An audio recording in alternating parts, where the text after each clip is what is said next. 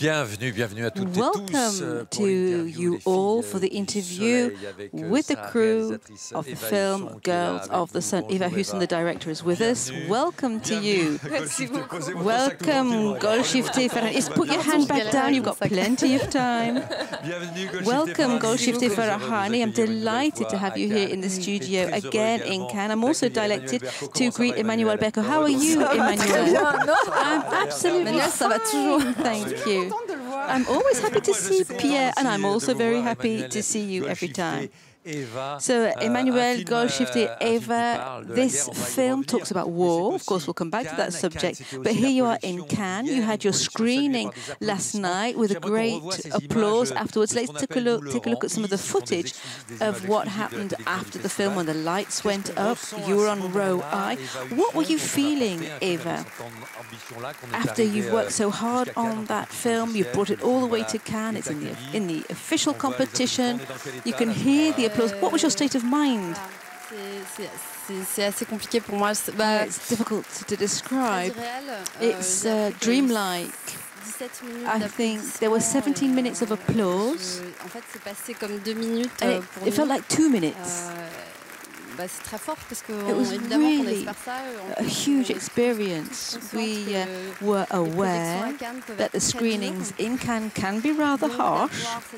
So to have such a warm reception by the viewers, to have people saying that they'd been crying throughout the entire film, that they'd been really moved by it, we had a lot of that kind of comment. It was the best gift anyone could have given to us. It was really outstanding.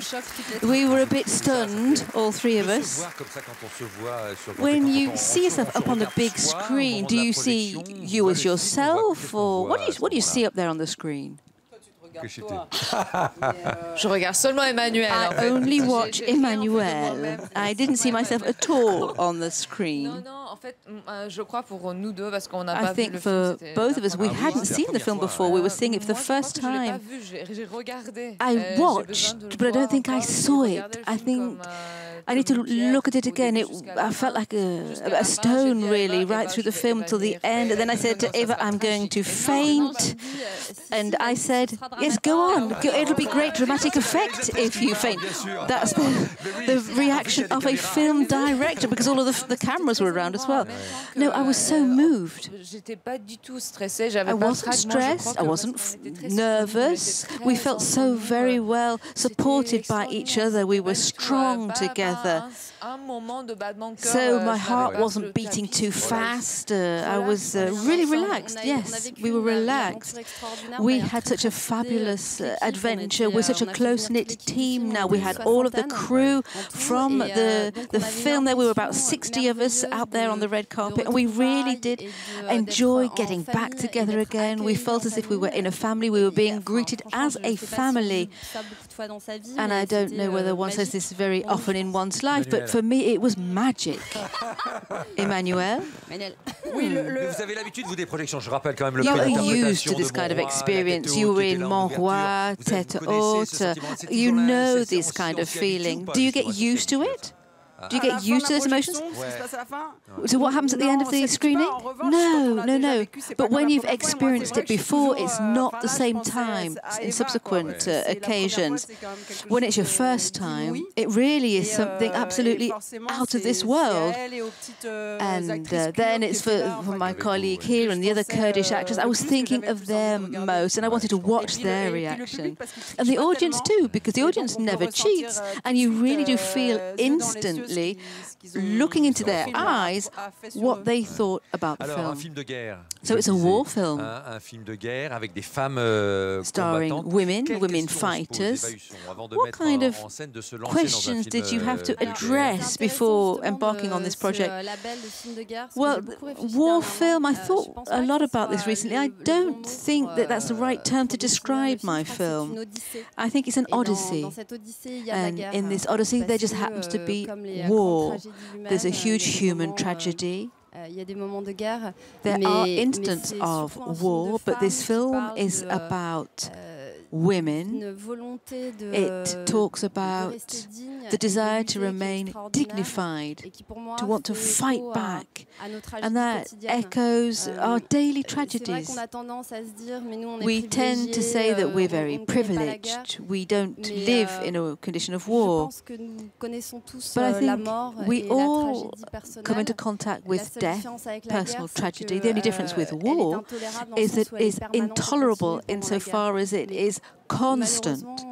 We have all tragedies constantly in a war, but everybody has experienced death, and that is why this film was interesting to me. It amplifies the experiences that we can all have and echoes those experiences, and it shows people who, despite it all, continue to fight, continue to resist, to be dignified, and they set an example in what they've done. Are you familiar with resistance? Golshifteh, are you a resistant fighter? Well, in terms of your art? Comment vous êtes préparé justement à ce film-là, for your role Golshifteh, in this film? Quand Eva elle m'a parlé de film, well, when Eva told me about the film, the script didn't exist. She said I was going to write about these women, and it was the example of women living in the worst possible conditions. Any woman or man couldn't imagine living in a worse condition than these Yazidi women, and I can identify with that, because when I left Iran, although I have left Iran, I carry these labels of an immigrant, a victim, but I wasn't a victim. I'm a warrior. I'm a fighter like those women are. And I worked with a lot of Kurdish women to prepare the military stance, etc. But sadly, I'm very comfortable with weapons. I wonder why on earth that can be. So she carried out shooting exercises. And you'd imagine I was born with a gun in my hand, but the character is inside me. Emmanuelle Bercot, Emmanuelle, pour vous, aborder ce personnage de reporter de guerre. Il y a beaucoup de reporters de guerre femmes. You played a war reporter. There are many female war reporters. Did you meet any? Did you ask what drives these women to give testimonials of horror? Well, I don't know where they find the courage to do that. I got a lot of documents about Marie Colvin. I'm not playing her in the film, but I did take great inspiration. There's a quote. Well, there's the mention of the eye. She lost the eye. Where's the eye patch? So I also, thanks to Eva, I was fortunate enough to meet Xavier Muntz, who is a war reporter, and he was the advisor on the screenplay. And so I discussed with him, and that fueled my character, because my character is much bigger than I am. I don't know her well. I was worried about how I would play that role. What did help me was the very concrete information that I could glean about what they eat, how do they sleep, do they sleep, how do they communicate, when they say goodbye to their children, do they think that they might never see them again? So it was interesting information about those war reporters, and that helped me to get a little bit closer to what a war journalist can be.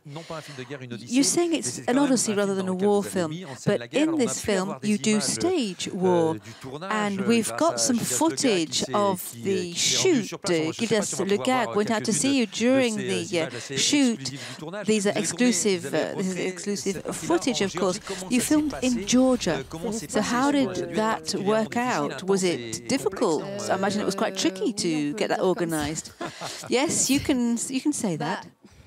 En fait, ce que les gens ont du mal à imaginer, parce que là on voit can't really imagine what it's like, because we're in Cannes with all the sparkles, etc. But there's such a violent shoot, really. We were preparing the shoot for 15 months. We would work for 12 to 15 hours per day. We were sometimes outside all day in the heat. We were all ill as dogs. we were sick during the shoot, but we had that feeling that we were carrying something which was so important and it bound us together. So there's a real human adventure that was absolutely unbelievable, but physically it was very trying. Do you feel what those fighters must really have been like? Obviously you weren't in the same danger, but Golshifteh, you said that you felt something. So did you feel the stress and the danger that they were under the whole time, which comes through on screen? We rarely see women with weapons in a war situation. What were your sensations? The military accessories are really heavy, and I had trouble carrying them all day. I had bruises all over the place, as did Emmanuelle. It was hard physically, but the set was so realistic. I could identify with the heart of those fighters, but also I could identify with their pain, their rage, their sadness. And they were in me, alongside my mother, my grandmother, my great-grandmother, all of those women. They were in me, within me. And I just wanted to bring together all of these women and their suffering, all of their suffering, to free that. I wanted to speak, I wanted to release my ancestors, I wanted to free up their voices, hoping not to pass on this pain to future generations, my future daughters, for example. But I could feel the Mother Earth's suffering also, all of the females. I could feel all of their suffering. It's so precise what Golshifteh is saying. When we were shooting, there's something which we couldn't really feel. It's the fear which is everywhere. It's an animal fear. What we all felt, which perhaps you can't see, what we all felt was these ancestral pains. We really were inhabited, but for example the rape scene is extremely violent for all of us to shoot. We were all in tears, and just thinking about it makes me feel rather tearful. We have physical experiences of that now. And so Golshifteh said to me that she was crying for at least a couple of hours per evening because she was so exhausted. But the crazy thing about the movies is that we are vehicles for such tragedy that we laughed. We laughed in order to survive when we were out there on set.